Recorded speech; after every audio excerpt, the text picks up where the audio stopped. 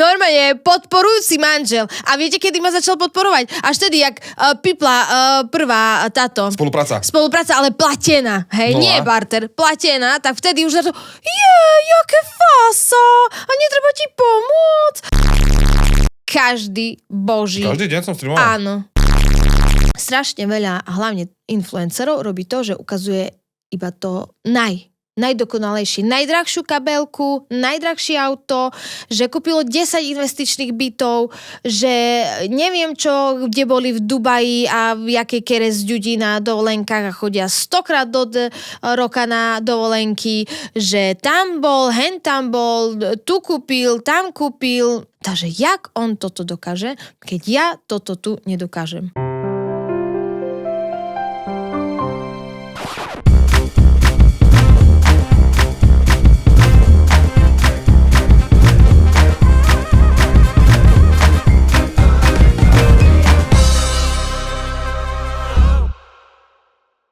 Čaute.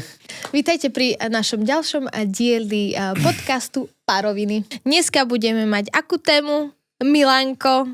Dopad sociálnych sietí na rodiny. Presne tak. Dneska sa porozprávame o tom, že ako fungujeme my doma s sociálnymi sieťami, ale hlavným bodom to bude, že ako nás ovplyvnili sociálne siete, či nás ovplyvnili a či ovplyvnili náš vzťah, našu domácnosť aj všetko. Pekne si to zhrnula do súvislej vety. Snažila som sa. Dobre. Poďme na otázky. Otázky, úlohy a odpovede. Som pripravený. Čiže mám tu viac otázok na nás. Budeme spoločne samozrejme odpovedať. Najprv ty, potom ja. Budeme sa snažiť nepohádať ako vždy.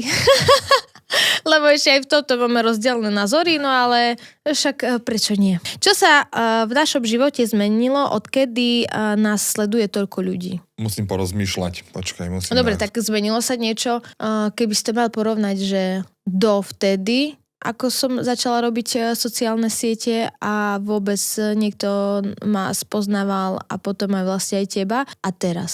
Život do? A však to je len 5 rokov, ber tak. To ani nie je veľa. 5 rokov. 5 rokov? Neviac? Nie.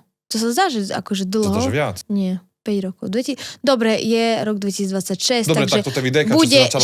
rok, bude 6. rok, dobre, ale začala som 2020,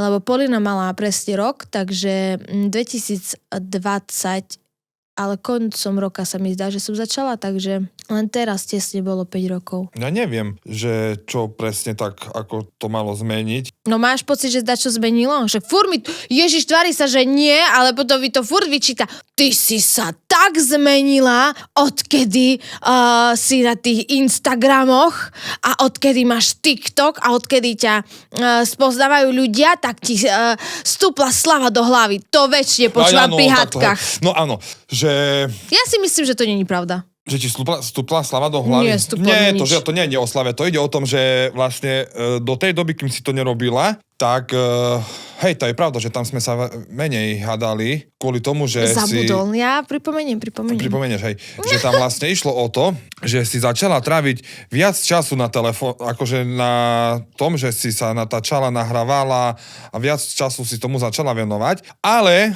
ja som stále ti hovoril, že na čo to robíš, keď aj tak z toho nič nebude, nie? A čo?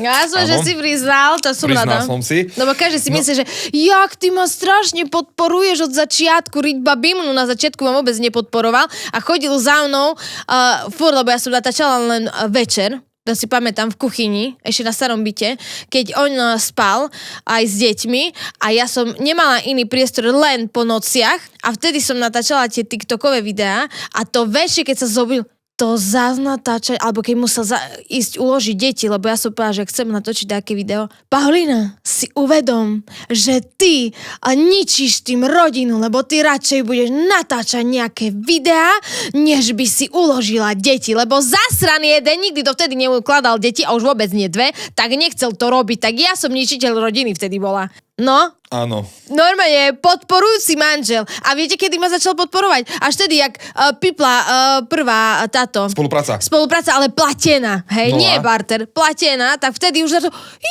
jaké fasa! A netreba ti pomôcť? Hej, a môžem tam aj niečo povedať? A keď si ho začali všímať ľudia, že joj, to vy ste jej manžel, to zrazu, joj, to poďme dať čo natočiť.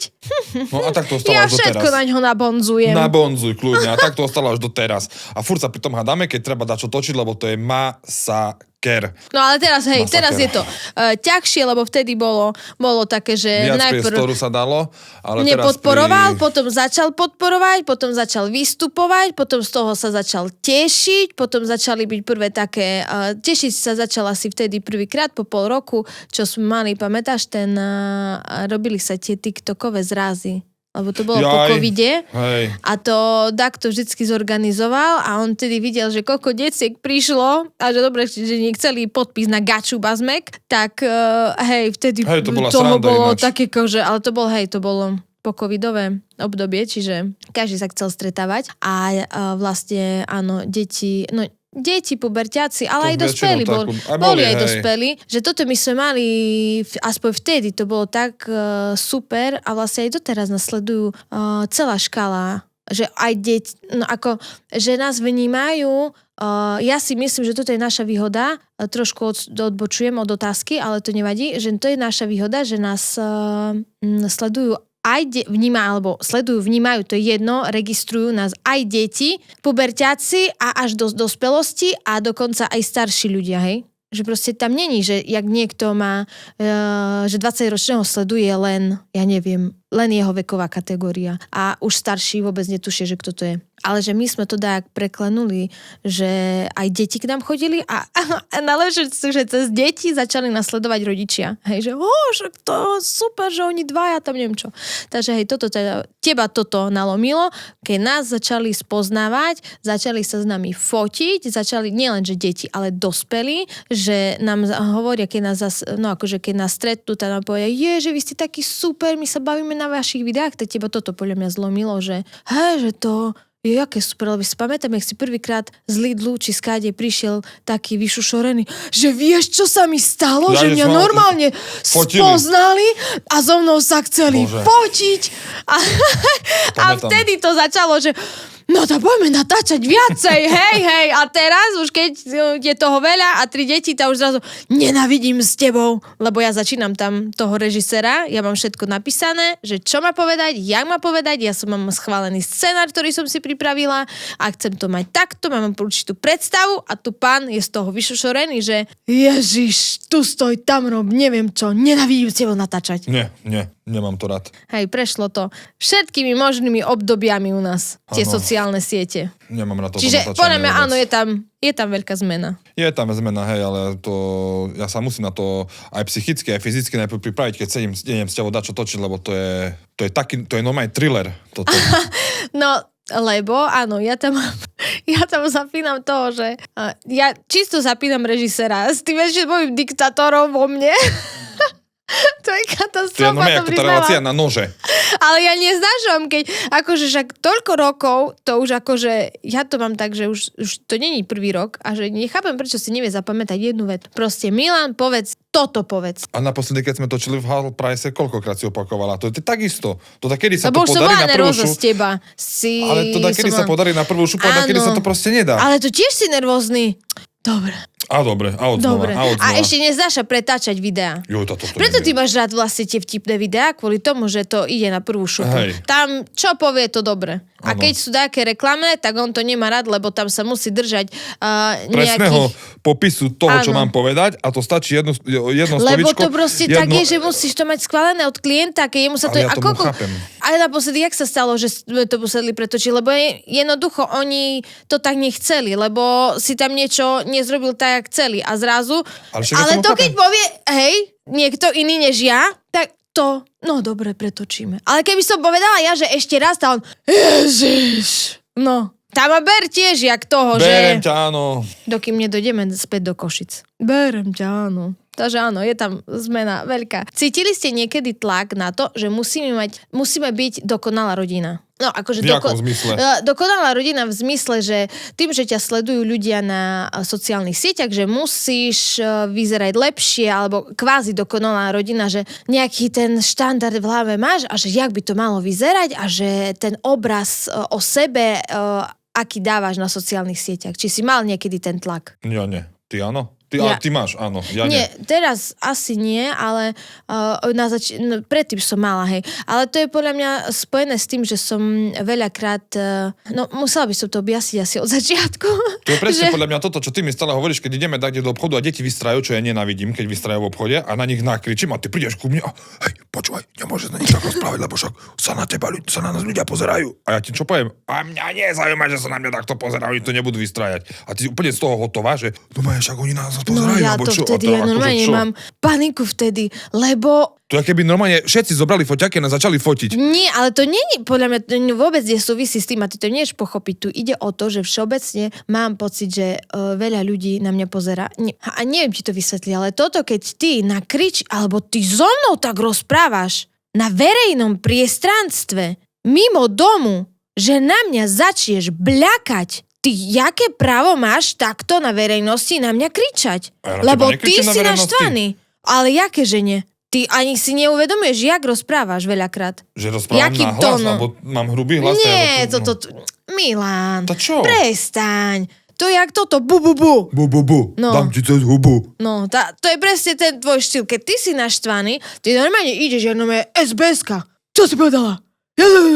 Normálne tak rozprávaš, ty inak nevieš rozprávať. A to ani nevieš regulovať ten tón hlasu. Proste je arogantný, úplne taký agresívny. A ty nemáš to tak vystupovať všeobecne na verejnosti, podľa mňa. To je jedno, či ťa poznajú alebo nepoznajú. To je takí asociáli, čo sa dobre, že netrepú na ulici. Tak jak na nich budeš pozerať? Tak tiež asi, že trošku sa spractia, neviete sa chovať. A tu môj muž na mňa tak akože vyskočí, lebo Ježiš, a bude hundrať.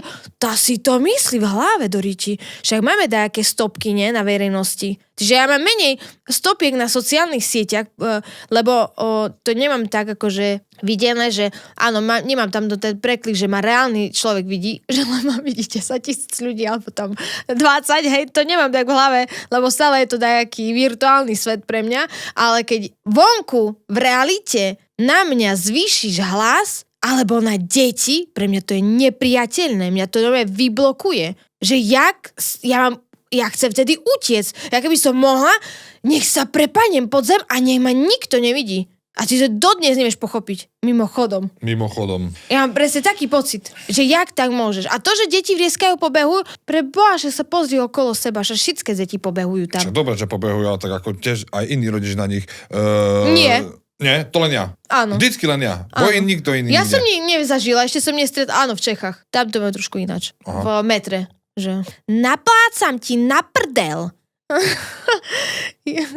Tak áno, tak bolo, keď sme boli cez Veľkú noc. Tam akože bolo bežnejšie, že tak akože rodič, že tak, ale oni sú takí akože bratia. Keď budú tak robiť, tak sa im skriem. Češi majú podľa mňa viac k Nemcom a takí akože striktnejší sú podľa mňa a oni, hej, že jak to se mnou mluvíš? A pinks cez papuľu. A je mu jedno, že je metre, hej, alebo zix malému decku poríti. A pre mňa to je akože, to ja musím byť extrémne vytočená, alebo úplne prepálená, že by som proste natrepala tomu decku na riť. Ale nie vonku. Že proste tam sa nejak regulujem, snažím sa im vysvetľovať. A deti, že vonku sme a sme proste v obchode a tu sme v obchode, nie sme na ihrisku, nemôžeš tu pobehovať s Polínou a proste nemôžete, ja chápem, že sa nudíte, ale nemôžete tu pomedzi regále, niečo spadne, rozbije sa, ublížite si, šmyknete sa, rozbijete hlavu, ruku, neviem čo, zbytočne, príde pán SBS-kar, upozorní vás, povedieme preč, budeme musieť ísť z obchodu preč, nenakúpime, budete hladní, lebo nebudeme vám čo navariť. Všetko možné varianty im vysvetľujem a ty nie. No som zvedavý, kedy? Nabližšie im toto povieš. Ja im to vždycky šuškam do uška, že poď sem povedz mi. Alebo že ty zoberieš jedno decko, ja druhé. A ty nie. Ty nabehne SBS-kar. Čo som vám povedal? Generál, tedy on zapína generál. Čo som vám povedal? Že tu sme v kafáde, nemáte tu pobehávať. A všetci na nás kúkajú. Ale ja nekričím tak po nich, čo zo mňa robíš Ale však oného? ty kus vyšíš zlata do mene a všetci sú v pozore. Všetci budú stať pozore. Keď ja idem do obchodu, všetci budú stať tak v Tam šore. nakupuj sám. No. Čiže my To nemáme je ideálne. problém so sociálnymi sieťami, my máme problém v žití v realite. Žití v realite. No. Vlastne prečo ty máš, to je súvisiaca tá otázka, že či si mal niekedy pocit tlaku byť dokonalá rodina. Podľa mňa presne tam u nás v realite tej, že máme ten pocit tlaku, že na nás kúkajú a ty, že deti sú nespratné, potrebujú ich spratať, to je tiež ten presne pocit tlaku dokonalej rodiny. Lebo prečo by nás to ináč tlakovalo? No, áno, presne tak. Že podľa mňa u nás presne tam sa ukazuje ten tlak, že nejaké medze musíme spoločenského toho, že čo ak tu nejaká cetka kúka na mňa a ty, že ty zase nemáš, že tetka pozerá, ale to kúka na tvoje deti evidentne. Ty svoje filtruješ, že na teba nech pozerajú, to nevadí, lebo to je Milan dospelý, akože kvázi môže a deti nesmú. Takže to je presne ten istý princíp. Ja sa hanbím, že ty kričíš a ty sa hanbíš, že deti kričia. Áno. Takže trojuholník. Takže tam je vlastne ten tlak... Bermudsky. Z ktorého není údniku. Že tam je ten tlak byť... ukazovať sa inak, než sme. Je. Áno. Môže No to tak to byť. jaké pravdy sme akože na to prišli? By som tak akože nepovedala.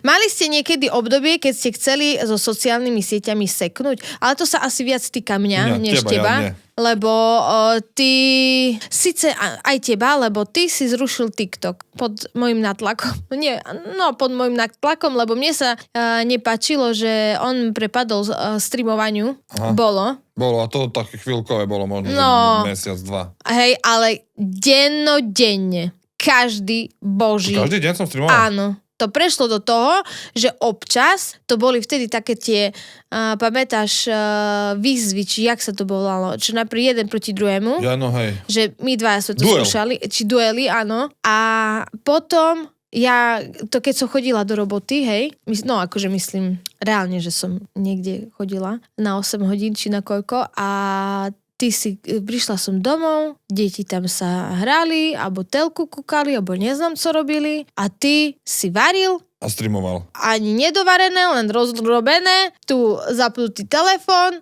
a dristal aj 2 hodiny. Tam to nevadilo, hej. Ja som natáčala pol hodinu som natáčala video, tak ja som bola akože, hej, mňa toto mi zapínalo, že ja som bola, hej, tá hrozná, čo sa nie deťom nevenuje, alebo oberá o pol hodinu alebo hodinu života s rodinou, ale tu pán mohol 2-3 hodiny streamovať ja neviem, hodzaj s 5 ľuďmi alebo nie, Ja síce neviem, keď ja koľko som tam ľudí prišla, bolo. sme sa vadili, to hneď akože vystrelilo, každý kúkal. Ja to áno. No a furt ja som bola za tú hroznú a on, toto ten chudáčik maličky, neviem čo, a tam dristal s deťmi o neviem čom a poviem, že akože minúta sa trošku uvedom, že 2 hodiny streamovať, alebo hodinu streamoval, dal si pauzu, sa dohodol za kým a potom ďalšiu hodinu išiel. A tak potom došlo, že aj celý večer si prestreamoval. Hej? Áno, Ja nepamätám ani na to. bolo také, čo ty si, že koľko som tu, a ja som ti to stopovala,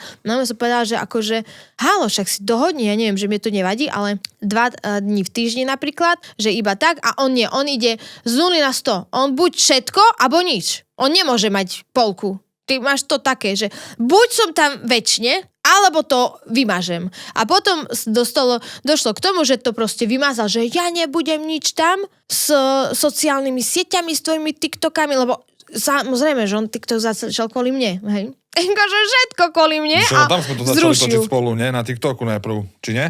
Nie, ty si áno, ale potom som si založil zvlášť TikTokový No, hej. účet. Hej, ktorý tiež akože vystrelil, ale ty si potom tam akože streamoval väčšine. A to, ale ako za mňa streamy strašne veľa. Ja napríklad už teraz som v štádiu, že ja neviem vôbec streamovať. Že to je akože priamy kontakt s ľuďmi, ktorí ťa sledujú, alebo že aj nové kamarátstva, známosti a tak vznikajú, ale ja reálne, ja už som tak na to, že ja si to neviem zapnúť. Čo, stream? Hej, neviem. Že neviem, mám tam nejaký blok, že čo ja tam akože budem robiť. Neviem, ale hej, a toto ma trošku tak vtedy, viem, dosť si pamätám, že ma to vytačalo. Že tam, že ťa to vcuclo jak na 2 hodiny, že to bolo akože strašné. No menej než hodinu si to nikdy nerobil. Ja si na to už nepamätám. Alebo ja som ešte išla uložiť deti, neviem čo. S kým som ja toľko? Však ja neviem, ty sam otvoril pivko a už aj deti uložené, už aj ja KO, lebo však ráno vstávaš do roboty, on tiež stáva do roboty a on do polnoci do 1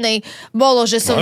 Áno, som vstala a ty normálne tam ešte dristáš s takými 5 ľuďmi. A potom ja som vošla, no dobre ľudia, prepáčte, musím ukončiť, lebo už prišla. Hej, no a toto, jak som počula, som myslela, že no meo, hej, to, že prizabijem, že halo, tá zase pamätaj, dospelý chlap a tam jak 15-ročný. Toto ma vytačalo. A potom urazený, nie, budem to robiť, fajn. A ja vlastne, no ja odpoviem aj za teba. Odpovedz. Nie, lebo to sa teba týkalo. Ty, ja si nepamätám. Ja by som chcela mať také amnestie, že si nepamätám. Ale ja som mala veľakrát tiež, že sa na to vykašlem. Aj minulého roka. Ty máš také obdobie, že kedy, že sa na to vyserem. Že sa na to vysereš a potom zase že sa naspäť, mi nedarí. Že nemám čo povedať ľuďom.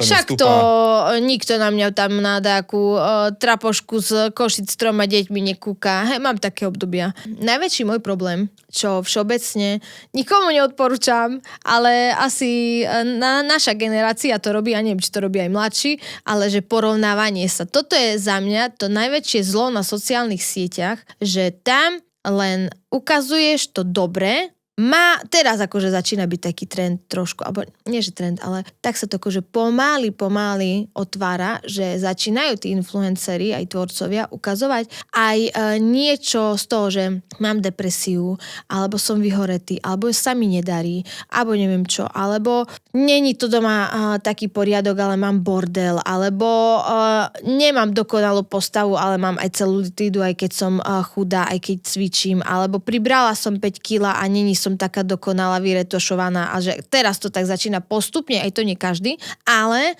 na tých sockách je aj tak to, že strašne veľa, hlavne influencerov, robí to, že ukazuje iba to najdokonalejšie, najdrahšiu kabelku, najdrahšie auto, že kúpilo 10 investičných bytov, že neviem čo, kde boli v Dubaji a v jakej kere z ľudí na dovolenkách a chodia 100-krát do roka na dovolenky, že tam bol, hen tam bol, tu kúpil, tam kúpil, všetko vybavil a podľa mňa to štandardne všetkých depta, no nie depta, ale porovnávajú sa. Takže jak on toto dokáže, keď ja toto tu nedokážem. A tam je ten dôvod, prečo ľuďom z toho šíbe. Ja si potrebujem vždy v tom opušťaku povedať, Pavlína, nežiješ ich život, nevieš, jak to naozaj je.